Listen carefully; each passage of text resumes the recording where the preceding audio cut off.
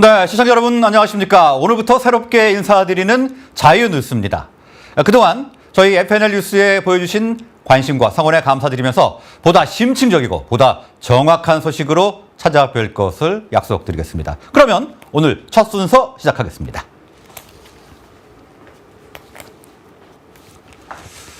자, 여러분들 15자 이게 무엇을 의미하시는지 아시겠습니까? 이건 바로 윤석열 대통령을 구속시킨 서울 서부지법 차은경 부장판사가 구속영장을 발부하며 밝힌 구속 사유의 글자 수입니다. 자, 어떤 글인지 알아보도록 하겠습니다. 자, 피의자가 증거를 인멸할 우려가 있다.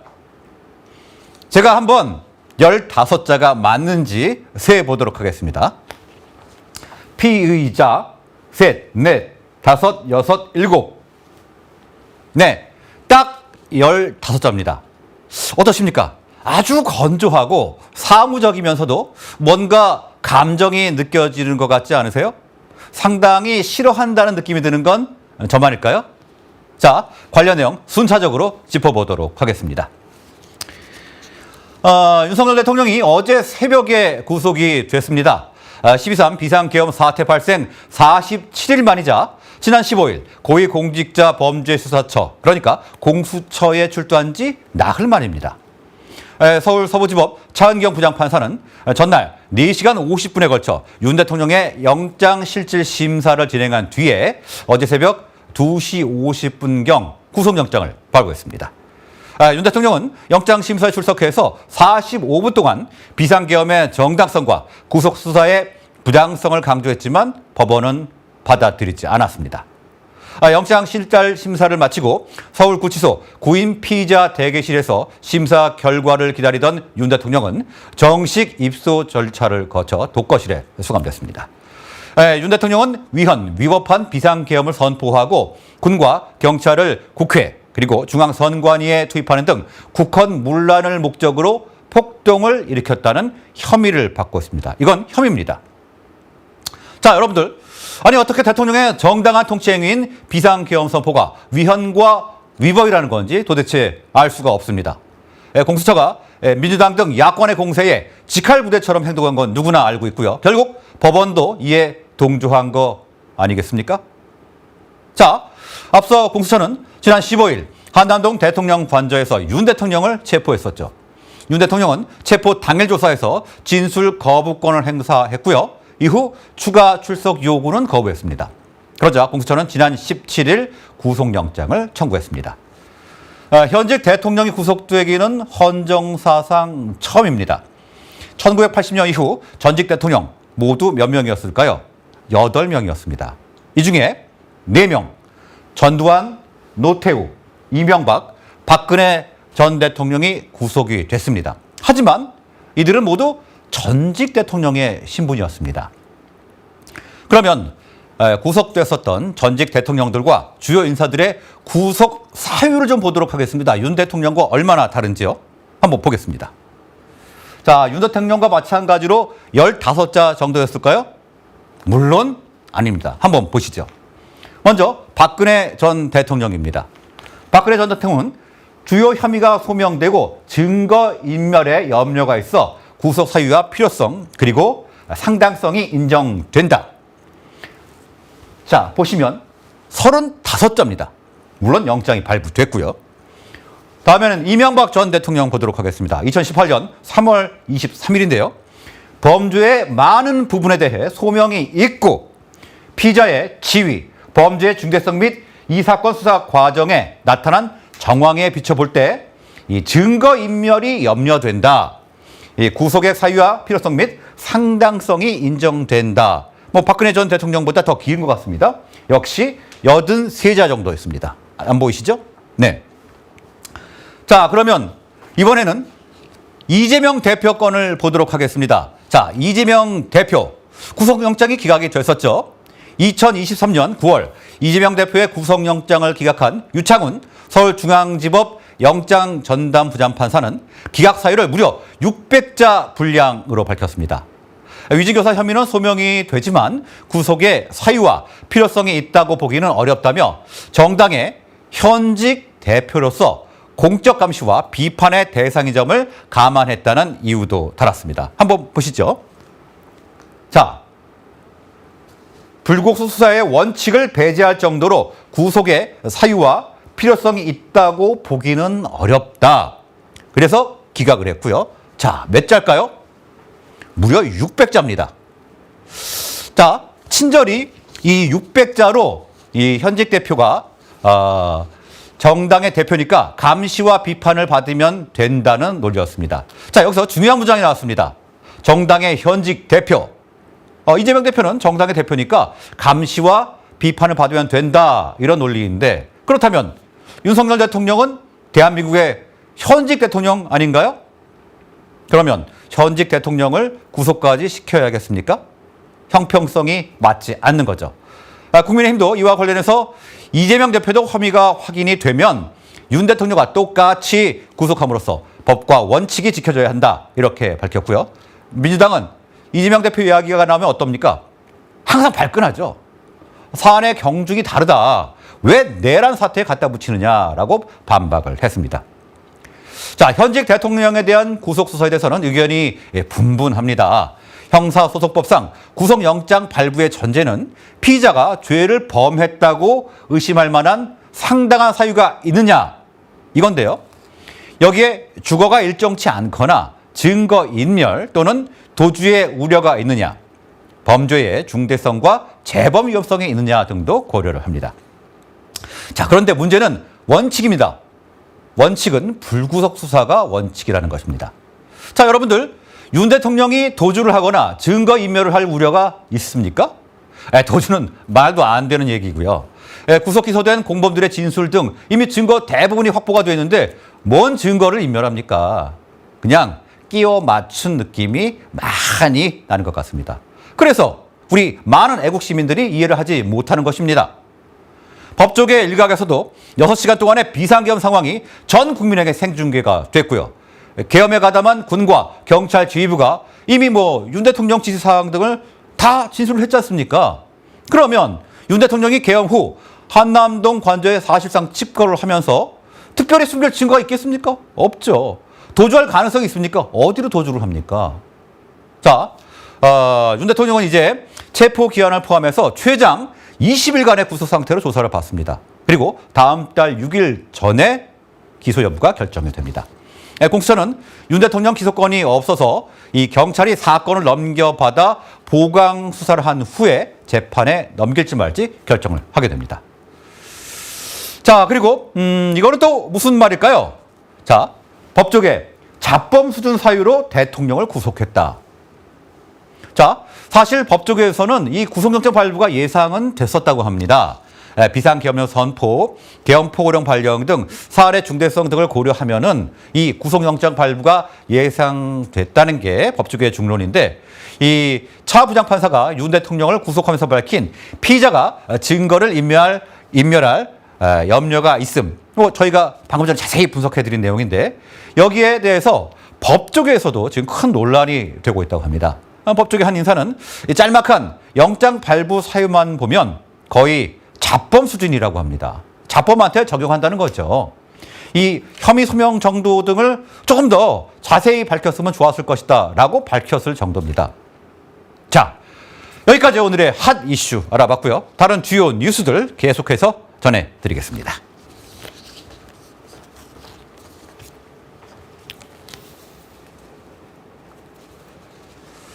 네, 첫 소식입니다.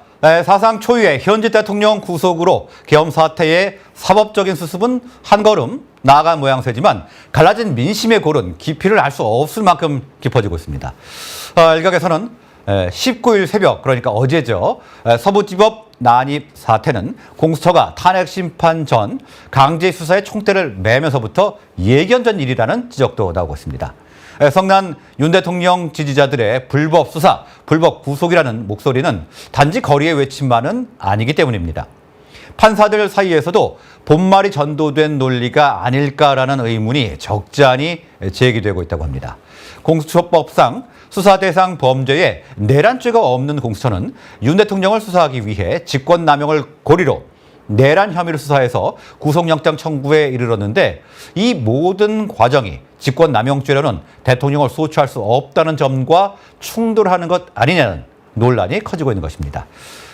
결국 윤 대통령을 검찰이나 특검 중 누가 기소하더라도 공수처 수사의 적법성 논란은 향후 재판 과정에서도 쟁점이 될 수 있습니다.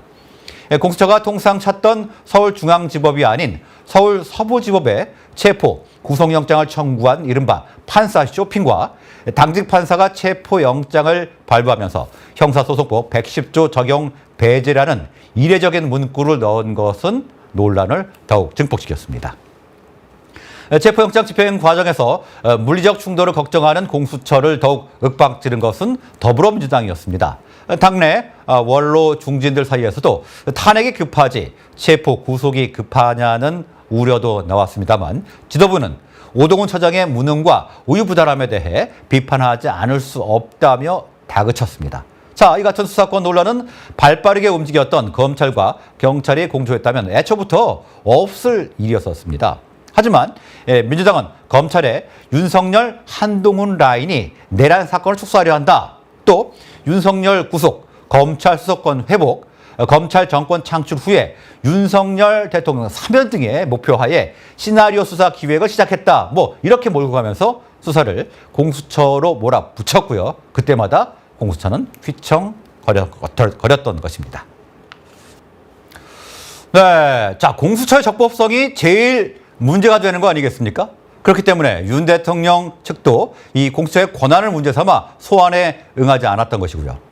자, 글쎄요. 과연 이 논란이 어떻게 결론이 날지 굉장히 주목되고 있습니다.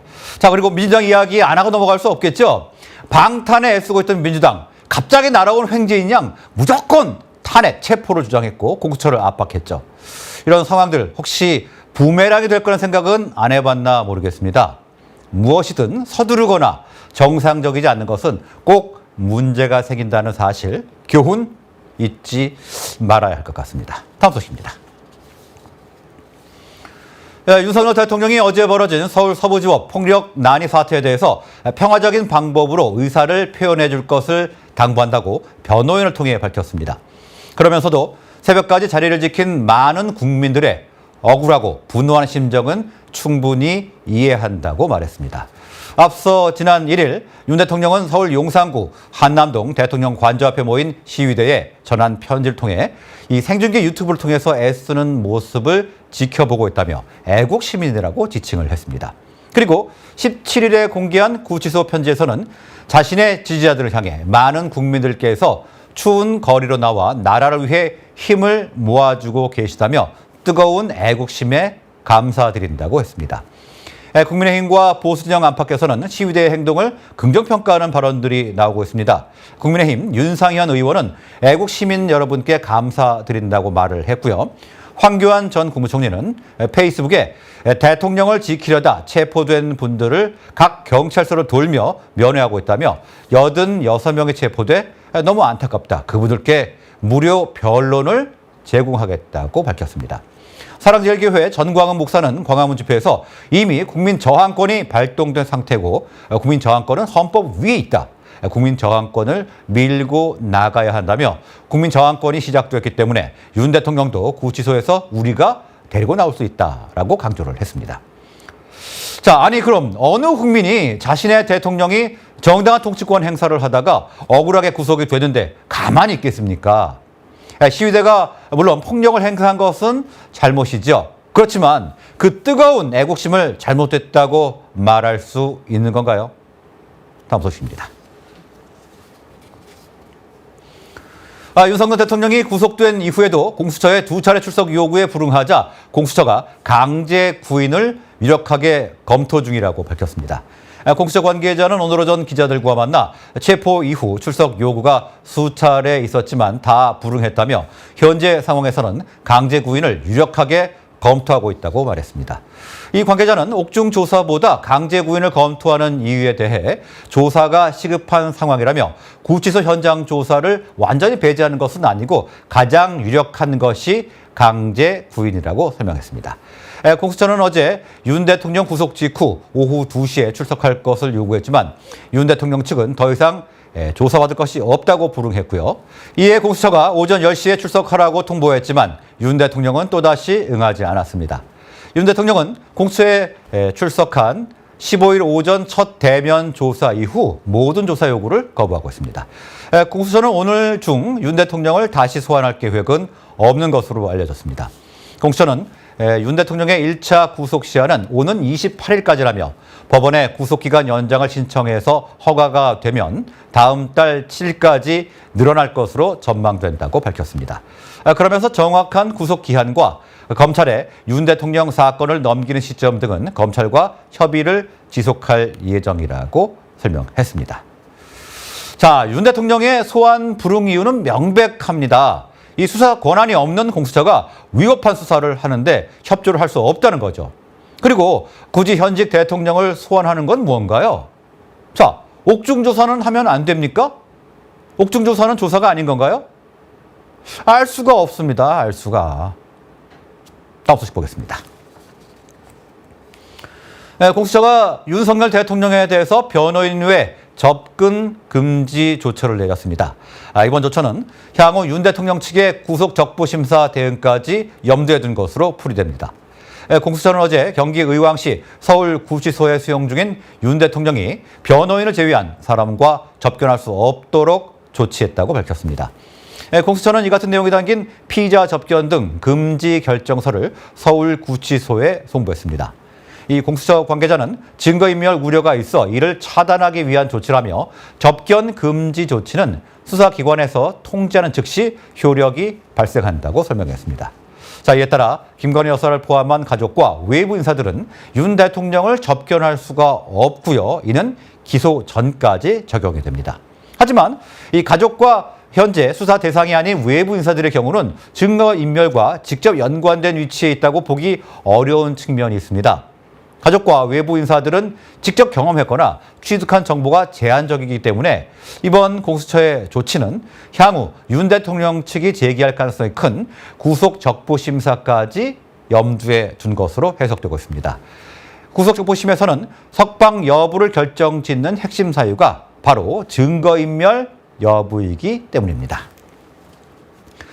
자, 무슨 증거인멸 때문입니까? 증거인멸을 할 거였으면 12월 3일 이후 47일이나 지났는데 그걸 못했겠습니까?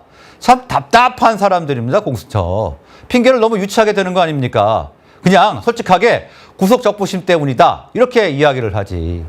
자, 이렇게 되니까 꼼수로 영장을 받았다는 의심을 살만한 겁니다. 국민의힘과 더불어민주당의 지지율이 전국 지표조사 NBS, 갤럽, 리얼미터 등 이른바 3대 여론조사에서 모두 역전이 됐습니다. 12.3 비삼 계엄 이후 처음인데요. 특히 오늘 발표된 리얼미터 여론조사에서는 양당의 지지율 격차가 오차 범위를 벗어났습니다. 리얼미터가 에너지경제신문 의뢰로 발표한 여론조사에 따르면 국민의힘 지지율은 46.5%, 민주당은 39%로 집계가 됐습니다. 이 조사는 지난 16일부터 17일 전국 만 18세 이상 유권자 1,004명을 대상으로 집계가 됐고요. 직전 조사에서는 민주당이 42.2%, 국민의힘이 40.8%로 민주당이 오차 범위 내에서 앞서고 있었습니다. 이번 조사에서는 양당의 지지율이 뒤집혀졌고 지지도 격차는 오차 범위 밖인 7.5%포인트였습니다. 지난주 조사보다 국민의힘은 5.7%포인트 올랐습니다. 민주당은 3.2%포인트 하락을 했고요. 리얼미터는 국민의힘 지지도가 5주 연속 상승하고 같은 기간 민주당의 지지도는 하락을 지속하며 작년 7월 3주차 이후 반년 만에 국민의힘이 민주당의 오차 범위 밖에 우세를 보였다고 밝혔습니다. 이어 국민의힘 지지도는 약 11개월 만에 40% 중반대로 회복이 됐지만 민주당은 약 5개월 만에 40% 선이 붕괴됐다고 설명했습니다. 차기 대선 집권 세력 선호도를 묻는 조사에서는 집권 여당의 정권 연장이 48.6%, 야권에 의한 정권 교체는 46.2%를 기록했습니다. 잘 모르겠다는 응답은 5.2%였습니다. 한편 조국 혁신당은 전주보다 0.6%포인트 낮아진 4.2%를 기록했고, 개혁신당은 1.5%포인트가 빠진 1.9%에 머물렀습니다. 이번 조사는 무선 97%, 유선 3%, 자동 응답 방식으로 진행이 됐고요. 응답률은 7.8%, 표본 오차는 95% 신뢰 수준의 플러스 마이너스 3.1%포인트입니다. 자, 국민의힘 지지율이 5주 연속 상승한 데다 40% 중반 회복은 거의 1년 만입니다. 아무래도 탄핵이 잘못됐다는 국민의 의식이 늘어나고 있고요. 민주당의 탄핵만을 위한 공세에 국민들이 지쳐간다는 증거 아니겠습니까? 봄은 언제까지나 봄이 아닙니다. 그리고 꽃은 영원히 피질 않죠. 다음 타자는 누구겠습니까? 이재명 대표라는 거 명심하길 바라겠습니다. 자, 이번에는 핫 이슈 자세히 들여다보는 시간 갖도록 하겠습니다. 최근 인터넷 커뮤니티를 중심으로 2023년 콩고의 부정선거 논란이 재점화됐습니다. 그리고 그 중심에는 우리 한국의 전자투표 업체가 있었다고 하는데요.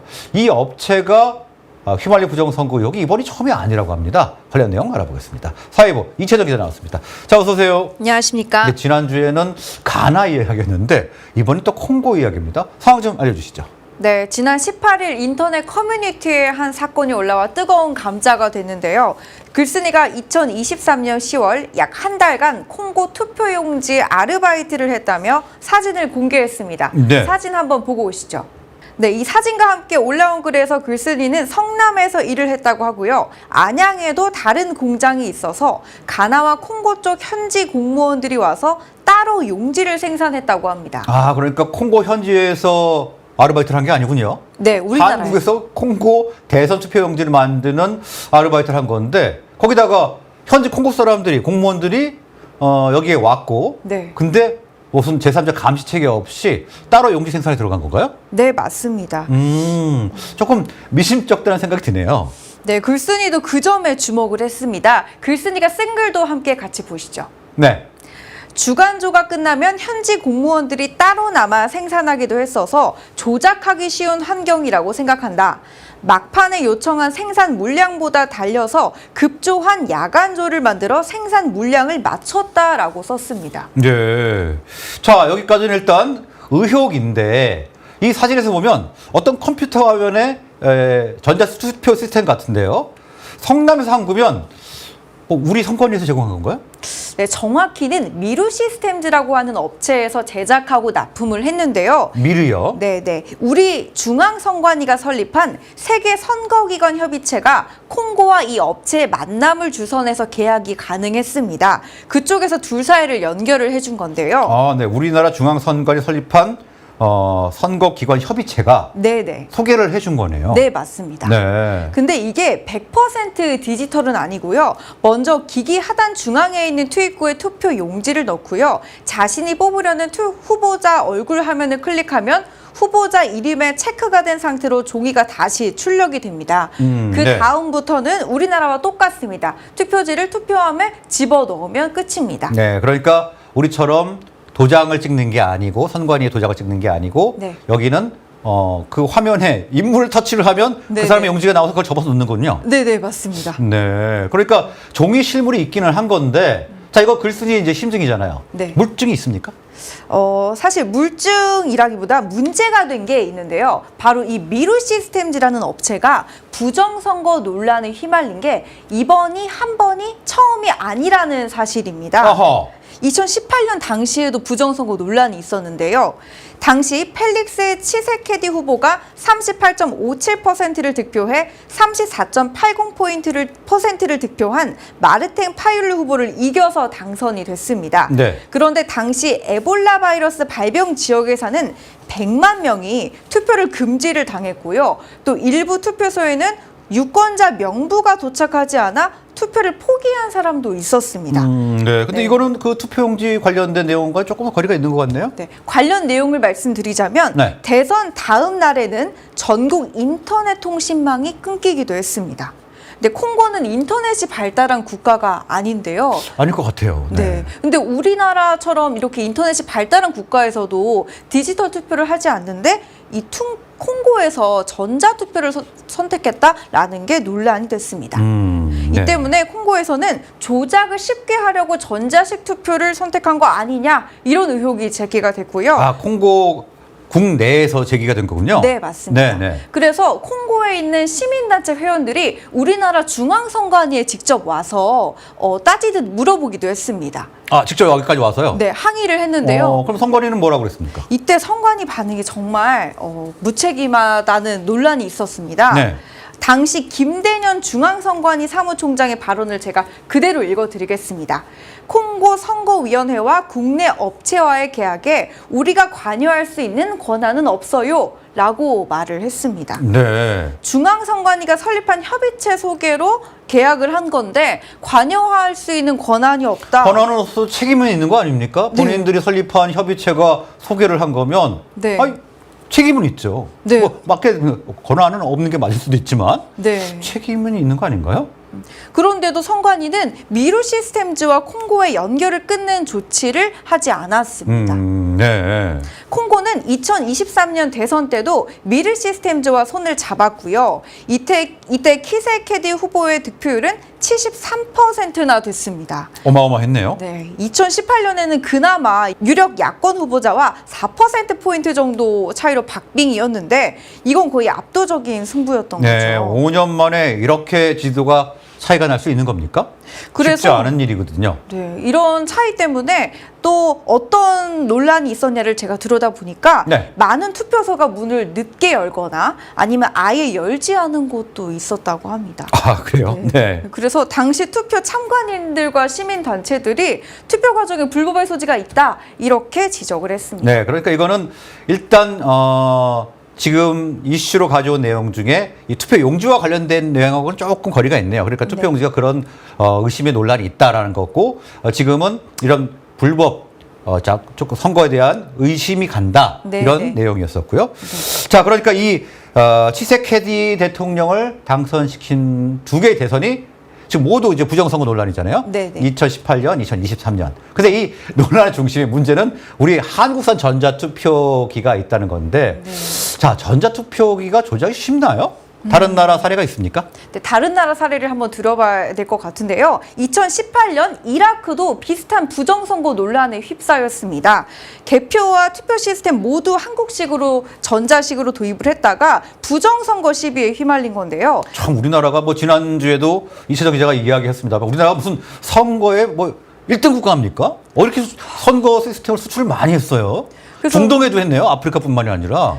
그래서 정말 난감하죠. 네. 사실 쿠르드족 우리나라에서도 지금 논란이 많은 부분이잖아요. 네, 그래서 하필 또 이런 상황에 이 문제가 또 같이 수면으로 지금 떠오르고 있는 것 같은데요. 그러게 말입니다. 쿠르드족과 스니파 정파를 중심으로 해킹과 조작 의혹이 제기가 됐는데요. 당시 논란이 심해지자 전자 개표 결과는 결국 다 무효 처리를 해버리고 손으로 다시 그러니까 수개표를 한 거군요. 전자개표를 무효 처리하고요. 네, 다시 했습니다. 네. 그리고 이뿐만이 아니라 키르기스스탄, 미얀마 등 다수의 아프리카 국가도 상황은 비슷했다고 합니다. 이 때문에 아직 민주주의가 성숙하지 않은 개발도상국에서 무리하게 편리하다는 이유만으로 전자투표를 도입하는 거는 좀 아니다 이런 비판이 끊이지 않고 있고요. 네. 우리 한국 선거 시스템에 대한 국제적인 불신만 커지는 거 아닌지 이런 우려도 함께 커지고 있습니다. 네, 최근에 지금 이슈도 사실은 중앙선관위 관련돼서 윤 대통령 관련 내용도 있지 않습니까? 네. 자, 일단 국제적인 망신을 당하는 거 아닌가 이런 또 생각도 드는데요. 선거에서 가장 중요한 것은 투명성과 공정성이겠죠. 그리고 그 나라 실정에 맞는 이 선거 시스템이 도입되어야 하는데 그렇지 않은 것 같습니다. 자, 오늘 내용은 여기까지 듣겠습니다. 수고하셨습니다. 감사합니다. 네, 이상으로 월요일에 보내드린 자유뉴스 마치겠습니다. 오늘 첫 시간이었는데 여러분 어떻게 보셨습니까? 저희는 더 알차고 정확한 소식으로 내일 찾아뵙겠습니다. 여러분 고맙습니다.